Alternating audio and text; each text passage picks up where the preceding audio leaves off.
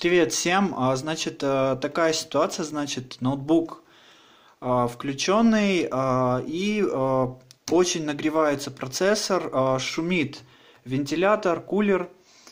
Естественно, летом он вообще вырубается и гаснет. Почему это происходит? Происходит это из-за того, что значит, в ноутбуке на процессоре есть термопаста. Не только на процессоре, в компьютерном процессоре, на графическом процессоре. Вот, эту термопасту постоянно надо менять. Если вы ее не меняете, это надо делать раз в полгода. В принципе, ноутбук будет выключаться, когда температура доходит до критической.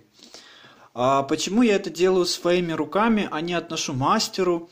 Потому что это, конечно, не мой ноутбук, меня попросили посмотреть. Свой ноутбук я сначала относил к мастеру пару раз, потом понял, что когда ты несешь человеку свою технику, он начинает этим пользоваться. Значит, на моем старом ноутбуке вытащили динамики, поставили другие, поставили матрицу с повреждением, которая дала потом о себе знать спустя 3 месяца. И, в общем, эти люди тоже как бы вызывали мастера, чтобы он почистил ноутбук и разобрался, в чем дело, почему он гаснет так часто. Ну, продул хорошенько от пыли и как бы забыл поменять термопасту. Вот, то есть вот такая штучка. Здесь у нас термопаста HC131, и мы сейчас будем ее менять в этом ноутбуке. Заодно посмотрим, как человек справился со своей работой. То есть ноутбук должен был продуть от пыли. Первым делом мы начинаем разбирать корпус. Делается это откручиванием вот этих всех болтов. Я откручиваю видео, и вы сразу видите на следующем этапе.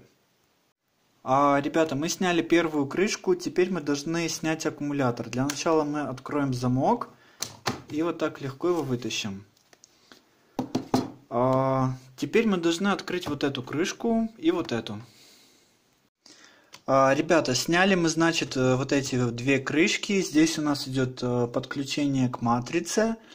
Здесь у нас идут компоненты, такие как оперативная память и так далее. Вы, кстати, можете их снимать. Я сейчас покажу, как это делается. Вот я снимаю вот этот чип. Здесь стоит оперативная память на 512 мегабайт. С одной стороны, ну, в принципе, оно как бы не грязное. То есть человек почистил компьютер, но термопасту он не поменял. Хорошо. Теперь давайте отсоединим матрицу. Я не буду это записывать, потому что у меня штатива нету с собой. Я сейчас в гостях нахожусь. Вот. И я когда это сделаю, мы продолжим.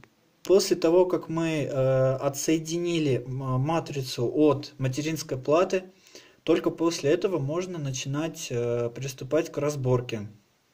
После того, как мы отсоединили матрицу, сняли жесткий диск, мы начинаем откручивать вот эти болты. Наша цель снять клавиатуру. Мы сняли клавиатуру, вот она отдельно, это я просто ее перевернул другой стороной, снизу у нас, естественно, кнопочки. Мы видим, что здесь ужас творится. То есть, ну, видно, да, что у меня на пальце пыль, и здесь никто вообще ничего не чистил. Вот, естественно, мы сейчас будем это делать сами, самым простым пылесосом. Когда мы почистили клавиатуру, необходимо извлечь дисковод. Сделать это нужно при помощи вот такой вот тоненькой иголки. Там есть такая щелька. Вы иголку засовываете в эту щельку, и дисковод должен отсоединиться. Ребята, дисковод я вытащил, мы видим щельку, возле кнопки есть такая дырочка. На нем мы нажали иголочкой, и дисковод легко вышел. Вот, пожалуйста. После того, как мы сняли дисковод, необходимо открепить матрицу монитора. Убедитесь, что все провода матрицы отсоединены от вашей материнской платы. Это зависит от модели вашего ноутбука. И, соответственно, снимайте матрицу. Ребята, мы немножко открепили монитор. Получается, провода вот эти вот, они припаяны. Вот, полностью мне их отделить не удалось. Там вместе с шлейфом, вы видите, есть еще черный и белый провод. Вот. Вместе с основным проводом, толстым черным, там есть еще черный и белый. и они припаяны. Нам главное для чего? Мы монитор не будем как бы снимать до конца, нам главное открепить эти болты, чтобы мы смогли отсоединить корпус. Итак, ребята, мы полностью сняли материнскую плату из корпуса. Вот у нас идет кабель матрицы, он у нас входит в такой вот своеобразный контроллер. Здесь у нас все припаяно. В принципе, я как бы сам по образованию не инженер, но разобрался, как это делается. Вот у нас оперативная память, это у нас идет графический чип. Естественно, сам процессор под систему охлаждения. То есть тепло у нас выводится вот на этот радиатор, а здесь у нас кулер уже дует и охлаждает его. Теперь давайте разберем систему охлаждения и нанесем термопасту. Ребята, мы сняли систему охлаждения. Мы видим процессор и его кристалл.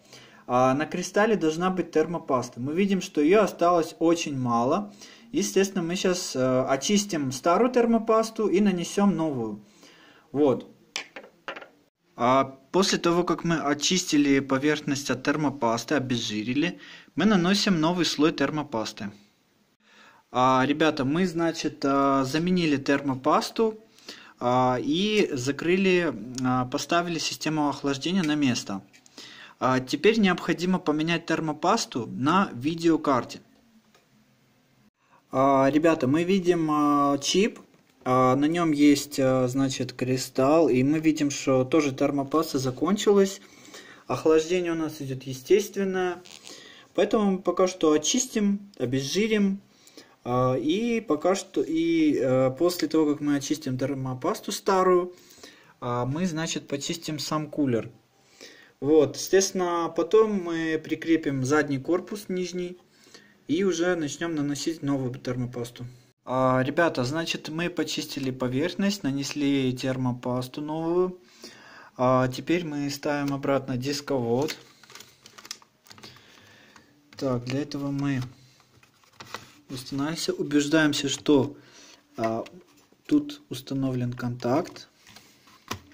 Ага. Вот. И здесь у нас должен быть болт. Все. Дисковод у нас подключен. Все, теперь закрываем крышку. Ребята, операция по замене термопасты успешно завершена. Клавиатуру уже поставили на место. Мы слышим, как у нас запустился Skype. В принципе, все хорошо. Всем спасибо, пока-пока.